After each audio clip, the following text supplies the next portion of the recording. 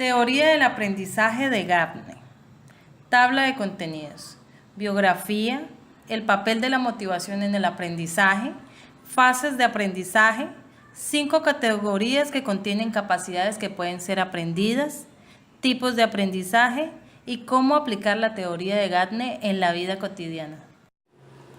Fue un psicólogo y pedagogo estadounidense nacido el 21 de agosto de 1916 en Massachusetts. Falleció el 28 de abril del 2002.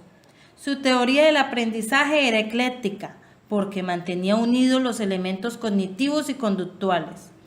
Gagne describe esta teoría como una secuencia de fases o procesos que se dan para el aprendizaje del individuo. A finales de los años 70 creó su teoría del aprendizaje con la única finalidad de que ésta sirviera de base para la teoría de la instrucción. Para Gagne es importante adaptar el tipo de instrucción a cada alumno, es decir, su teoría se centra en todo lo que debe hacer el docente puesto que es una instrucción. El papel de la motivación en el aprendizaje. La motivación actúa como motor del aprendizaje y a la vez hace que se creen más situaciones para poner en práctica lo aprendido, ya que ésta crea más oportunidades en las que puedan ser detectadas situaciones y en las que las nuevas habilidades adquiridas puedan ser útiles.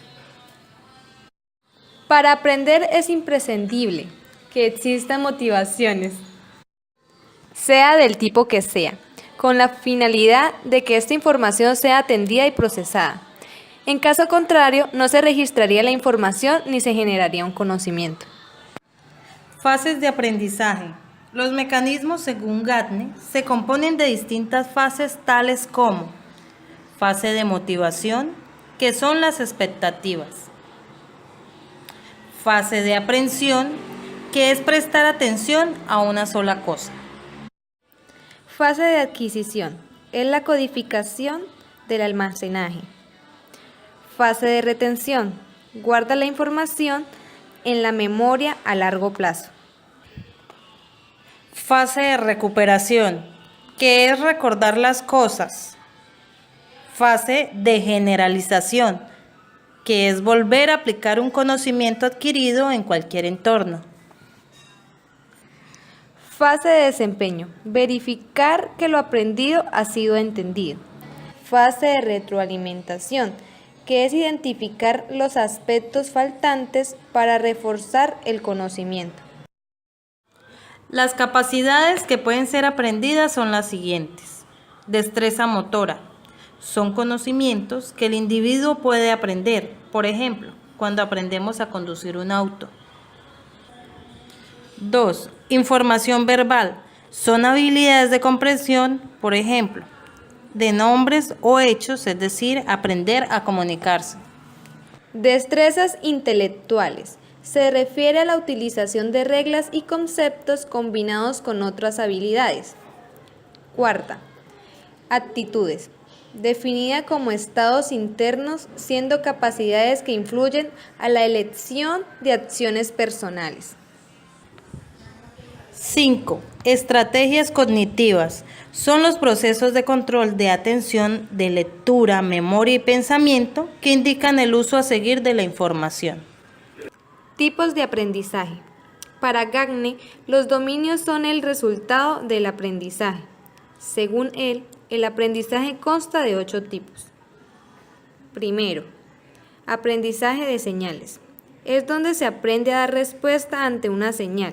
Ejemplo, en un partido de fútbol las personas interpretan que una tarjeta roja es la expulsión de un jugador. Segundo, estímulo y respuesta.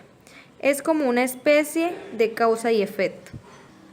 Ejemplo, al dar dinero a una indigente, esta acción nos provoca cierta satisfacción que genera la repetición del hecho.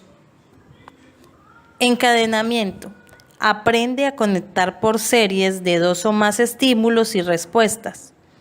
Cuarta, asociación verbal.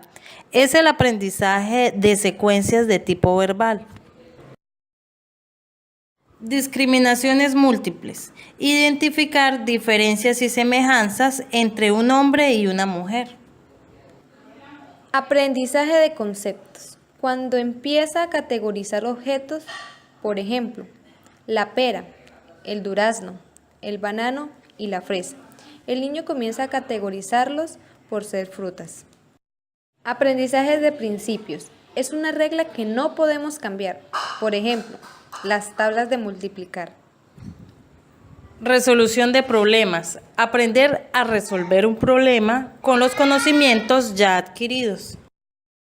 ¿Cómo aplicar la teoría de Gagne en la vida cotidiana?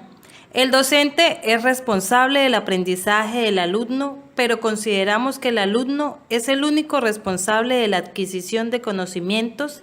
Además, debe ser quien se adapte al docente, ya que resulta más complicado que el docente se acomode a las diferentes formas de aprendizaje de cada uno de sus alumnos. Gracias.